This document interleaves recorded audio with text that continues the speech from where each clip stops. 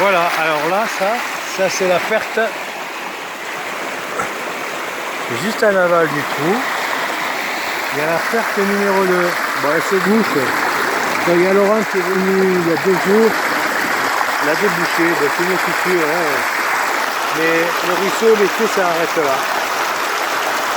Donc à le débouchage, je vais voir si il y a de l'eau dans le trou, parce que je suis 2 mètres en dessous de ça, à 9 mètres de là. On verra ça tout à l'heure. Bon ben voilà, encore nous voilà au trou du piège à loup. Donc c'est, je crois, la 61e sortie.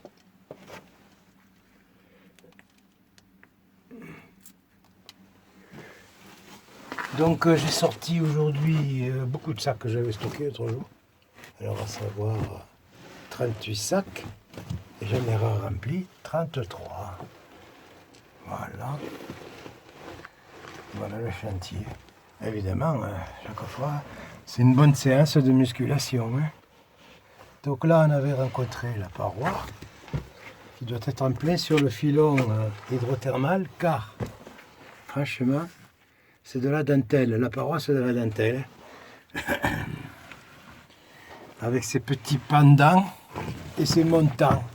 Alors les montants, il s'avère que peut-être ce sont des tombants quoi, qui sont tombés du plafond. Vous voyez ça?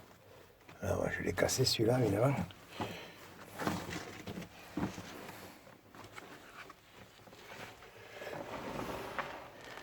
Sacs, des sacs. La ligne Maginot. Bah alors vous voyez, voilà, ça c'est pas de la calcite, c'est du calcaire. Et je pensais que c'était peut-être dans le sol, mais en fait je pense que c'est la paroi ça. C'est de la paroi. Alors voilà, j'en ai trouvé plein de ça. Comme on peut voir, là, ici, en bas c'est pointu et là-haut c'est cassé et usé. Donc c'est un plafond. Voilà. Hein. Puis l'acide le bouffe, ça en fait comme une fusaillole, un truc, noyau d'olive allongé là, une lance. Et après quand c'est trop fin, pour peu qu'il y ait du courant, ou en plus les graviers qui rentrent, eh ben ça tombe. Ça tombe et après quand on creuse, eh ben, on se dit c'est quoi? Alors celui-là, il est dur. Il est dur, il bouge peut-être. Alors des fois, ça fait des surprises. Ça fait un élargissement. On se dit ça tourne. Après merde, la paroi en face. Il faut le voir quand c'est plein. Et puis non, la paroi, elle est là. En continuité.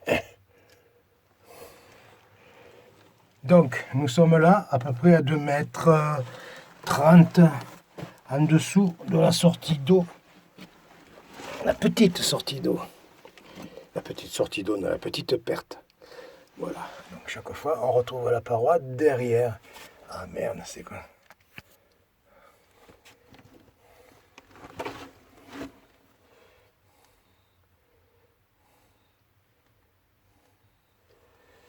Voilà, alors là, il y a des remplissages, il y a des zones très endurées. Dans les remplissages, on dirait presque de la marne, c'est dur. Mais bon, c'est le remplissage qui s'est calcifié, je ne sais pas comment on appelle ça. Alors on le voit là, il est assez haut là. Alors je ne sais pas si ça, c'est pas le truc ancien, avant que ça mène le gravier. Alors, en parlant de gravier et de galets, alors sur ce côté là, on peut voir, c'est surtout de la boue, je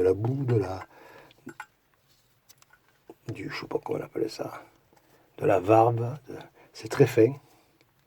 Bon, ça en principe, ça se dépose quand le débit est lent ou quand c'est bouché. Et ça s'émisse dans les moindres interstices. Et ça là-bas, c'est peut-être la même chose qui est plus vieux et qui s'est calcifié. Bon, on voit qu'il y a un niveau noir aussi. Là, un peu plus haut, ici, là, il y avait un niveau de pente. Donc, a priori, c'est comme ça et comme ça. Voilà. Là. Or, le pendage, il est là-bas. Et la perte, elle est là-bas. À peu près 9 mètres. A priori, elle vient ici, quand même. Hein, compte tenu du pendage. Voilà, mais il n'y a plus qu'à creuser. On verra bien le jour quand même, j'espère. Au revoir.